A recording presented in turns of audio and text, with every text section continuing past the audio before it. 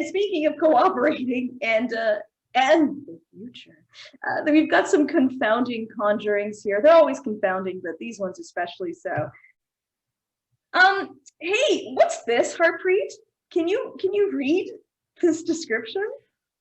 Yeah, for sure. Bitch, be gone. Gender and ethnicity appropriate. Spell candles, witch oils, or spell kits. Banishing, comma, witchcraft, witchy spells. Oh my god. Yeah. 2025. Yeah. So, did you know that if you wanted to curse someone, you should have an ethnicity appropriate candle? Now I know. Yeah, I know. Imagine you've been cursing people with very generic candles, don't even look like their ethnicity. And they're very limited with ethnicities, because there's Black, there's Hispanic, Latino, there's white, and I don't feel good about these, but like I wondered, imagine, Harpreet, if you went to a friend's house and then you saw a candle, and not only did you discover they were clearly cursing you, but what they used for the candle was like the worst Facebook picture of you. Ooh. I feel like, okay, I know you want to curse me, but like at least pick a better picture. Yes, absolutely. Like, you do me the respect of not picking that one where I had no makeup on a set. Do you fucking mind? It's very concerning. I'm just looking at the prices. Oh, okay. No, I thought the prices were different. But then wait, it is. So it's 33 for all of them, 33.72. But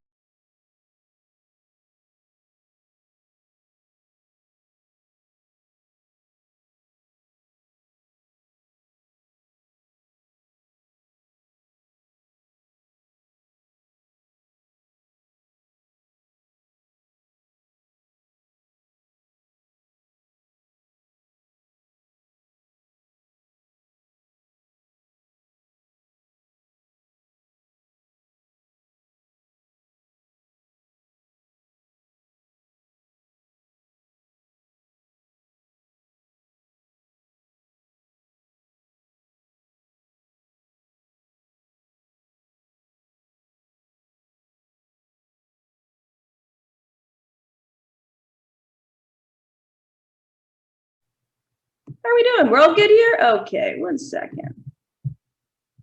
did they actually even like draw on the picture too? Yeah, you can do that. Okay, so here we go. Wow.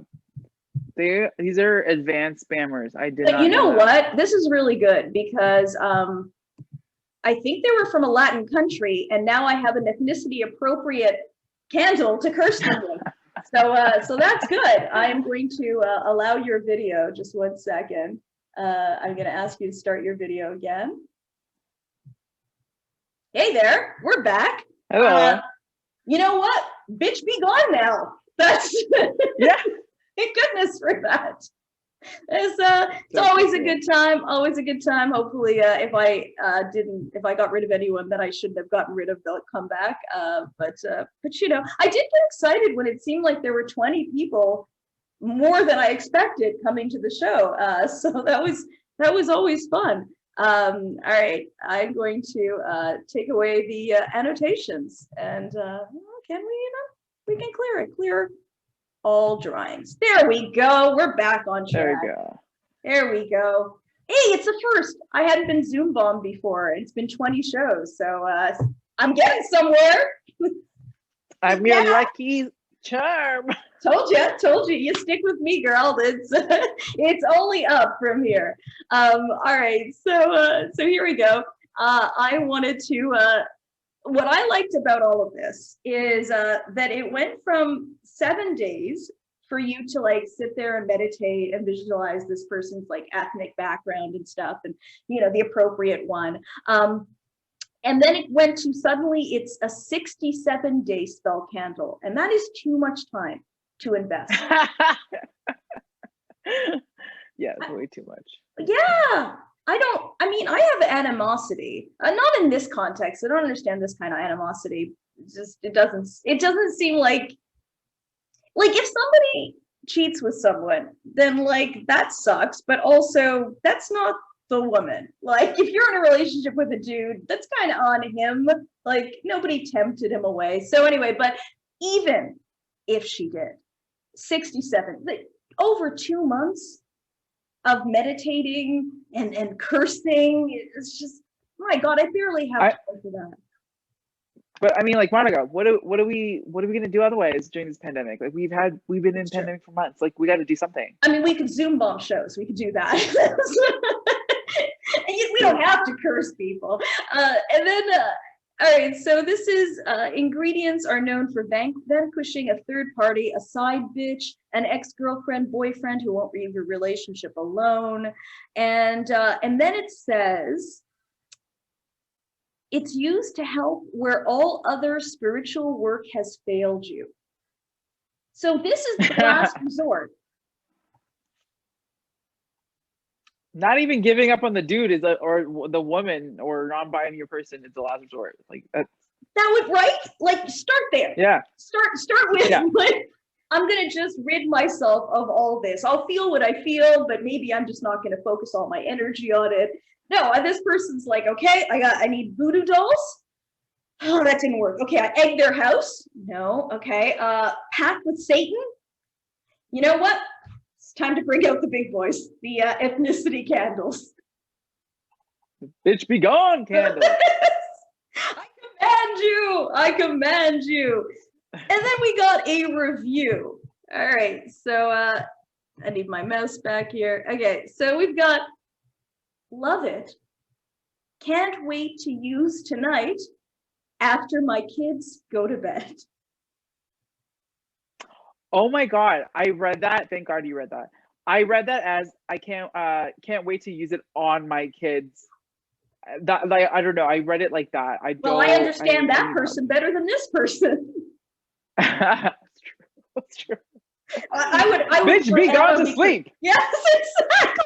I would forever be cursing my children. That's all I'd be doing. Oh my God, get rid of this thing. But I like that parenting, right? They're like, okay, just fall the fuck asleep so I could do my cursing. Do you mind? You know, there's a book called Go the Fuck to Sleep. It's actually a children's book. Okay. Yes, narrated by Samuel Jackson. Oh, I had no idea. Yes. Really? Yes. That's funny. So good. It's so good. And yeah, I thought about the bedtime story that she might be reading, and this is what I came up with. The kind of by Karen Jamison. Sorry, I thought it was a good name. It's a great name. Karen is definitely a great name. Always, right? Always. And I can see that. I can see her writing that. Now we have. Sorry. Yeah. What were you gonna say? Oh no, I was gonna say she's a mad bitch, but she's also a gender progressive bitch. Like ethnic progressive bitch. That's true. Yeah. It's weird to me when I saw the ethnic candles, like the ethnically appropriate candles. I was just like, are these candles woke, or I mean, is that what we're doing with that woke cursed candles? But then I also was like, well, I don't think that they look like everyone within that ethnicity. Like I'm white and they had the white woman, and let's go back to her.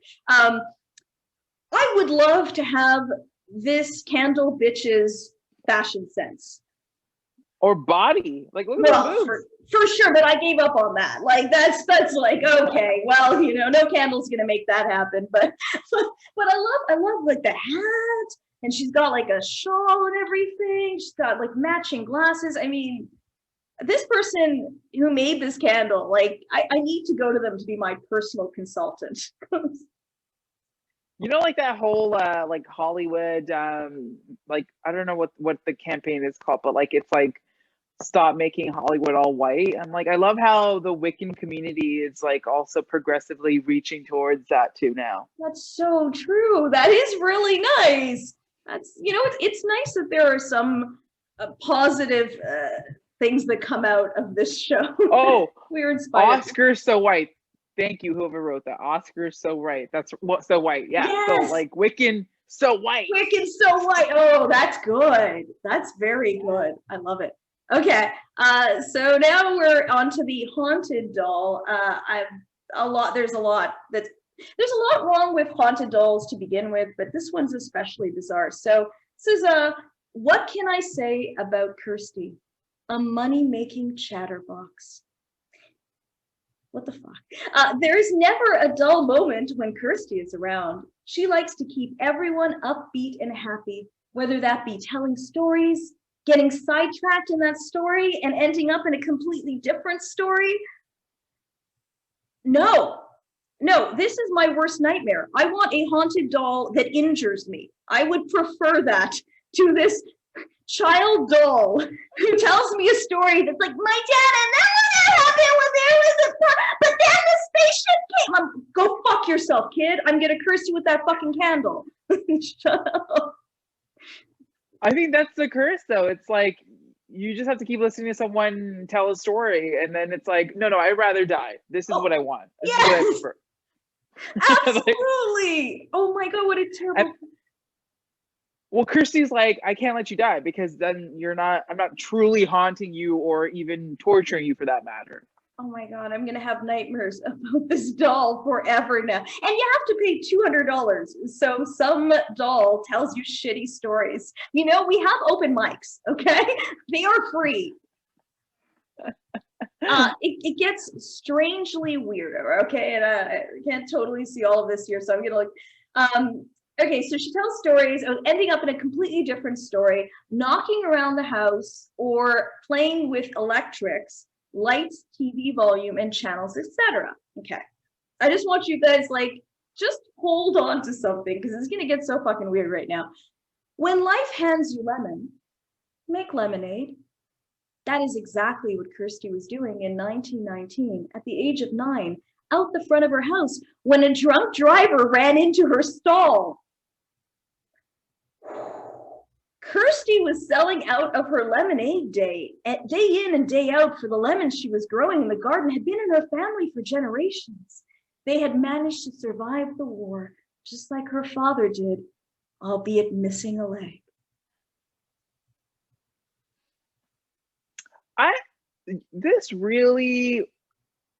Kirsty really reminds me of Elf on the Shelf.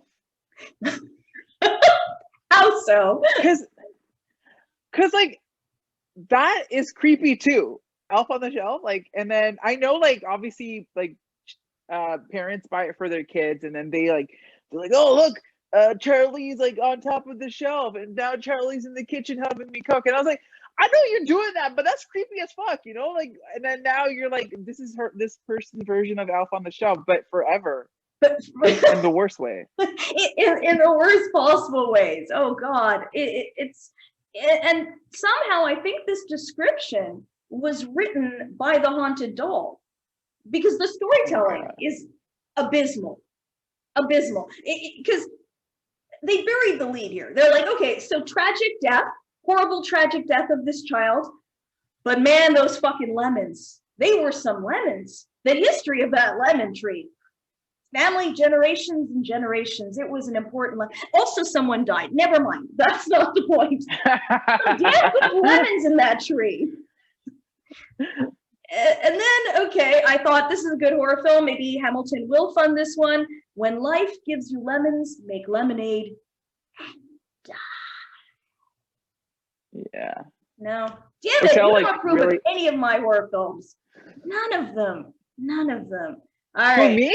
You're not financing my horror films. I'm just. Oh no, I would like to finance. The other one scared me a little too much. This one I would like to finance, but I would like to switch, make lemonade, and tell really long, horrible stories. I would switch it like that. Until that is actually you're right. That is a way scarier horror film. I will. When life gives you lemons, tell boring fucking stories that go nowhere and bury the lead. Yes. Okay. And then die if you're lucky. If you're lucky. And die. All right. So it goes on here. I thought Kirsty was not there at first until I had meditated next to Kirsty and had a really strong urge for some lemonade. That's when I got a disapproving look and a long story about how her lemonade was the best in the whole galaxy. She had to emphasize that point. Since this point, she has been lighting up our lives with her storytelling and ideas. Our daughter. Why did I expect better from this haunted doll ad? Our daughter will sit and giggle at Kirsty for a long time. Even our cat gets involved. Oh my God. You know what, Monica, I don't know if I had like a, maybe I could just, maybe we don't have time for this year. No, we got time. We got time. We got time. Oh, there's a curfew outside. We got it. We got time. Well, I have like a little bit of a potential ghost story, but I don't know like if it's like if it's appropriate for the show or Let's do it anyway. Let's do it anyway. It sounds fun. So when I and it's funny because yes, I go to psychics and I had a reading. Okay, I'm not gonna lie, and Monica knows this, and she accepts me for who I am. Anyways, I know I need to get over it, but so anyways, I went to a psychic for a reading, and I asked the psychic about this one encounter I had. Well, I didn't know what it was. I was just like, what is this, right? So I was in high school. I was in my high school cafeteria. It was crowded. I was sitting on a table talking to a friend face to face, and she was standing up.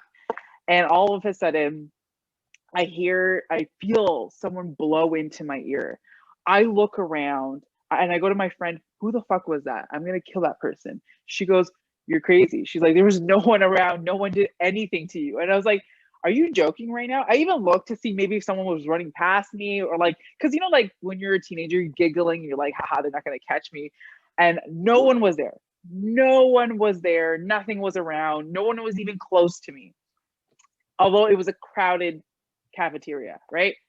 Anyways, I told the psychic about the whole story, and he's like, yeah, it was a ghost. And it was pretty attracted to you. And I was like, oh, okay. And he's like, no, it had like a crush on you. And I was like, what? And I was like, first of all, I was pretty freaked out that he was telling me it was a ghost. And secondly, he told me it had a crush on me. I was like, wow, so much to process there. So much. Yeah, so much. So like Christy's like really bringing up this like PTSD with this whole story. PTG, post-traumatic ghost crush, I guess. Post-traumatic ghost. Yeah, GSD. Oh my God! But that's what a weird thing to say too. Like, first of all, like, okay, so you know, we went to a psych together and had a hilarious encounter that comedian Desiree will have to put in an act. I don't want to even paraphrase it. We had the most bizarre, even by psychic standards, the most bizarre encounter. But we went, and I don't believe in psychics, and you do believe in psychics, but even like if you go to a psychic and they tell you, you tell them a story, and then they're gonna like put importance to it, of course, right? So maybe he didn't know that, you know, anything about this ghost, but he was like, well, I'm gonna have to seem authoritative, you know. But I like that he like latched onto this ghost had a crush on me. Yeah, he was quite enamored, as though that would be something where you're like, nice, cool. Like, yeah, I was hoping. What were you gonna say? Are you there? Are you frozen? Are you the haunted doll? Oh no, the haunted doll has got Harpreet. I think that's what's happened. Okay, hopefully the haunted doll will release her spell. Oh man, the haunted doll got you. Oh, is it okay now? Yeah, it's okay now. Yeah, that's wow. Okay. We were speaking badly about the haunted doll, and we shouldn't have. That's no. Because like it cut off on my end, and I was like, oh no, I can't hear you. And I was like, oh my God, it's a ghost. Maybe it's hearing me. But then, like, no, Harpreet, the ghost now has a crush on me and doesn't want to hear from you. Okay, so it's moving on. All right, bitch, be gone. I got the ghost now. So it says the other part here that's like, I found it's really strange as it goes. So the cat, even our cat gets involved, and this person does not expand. This is where I have a problem with a lot of these ads, like the Etsy stuff. don't put a mystery out there for me to ponder about. How is the cat getting involved? Like, does it make lemonade? Does it just meow? Does it like try to get the fuck out of this house because none of you are doing all right? Tell me, be specific is all I ask from my haunted doll ads. You know, it's like I think it's like almost wants people to like communicate with it and be like, what happened to the cat? Or like, what did your daughter, like, what did she think of it now? Or I don't know. Oh, that's so true. That's so true. You're right. You're right, actually. If they leave questions for us, then maybe, you know, that'll be more incentive to contact them. Oh, that's interesting. That's like guys who neg you online, right? Like they're hoping that it's like, you know, they're like, oh yeah, no, you're not bad, but you know, except for the teeth. And you're like, what's wrong with my teeth? You know, maybe that's this person's game. Okay, so that was a fucking nightmare.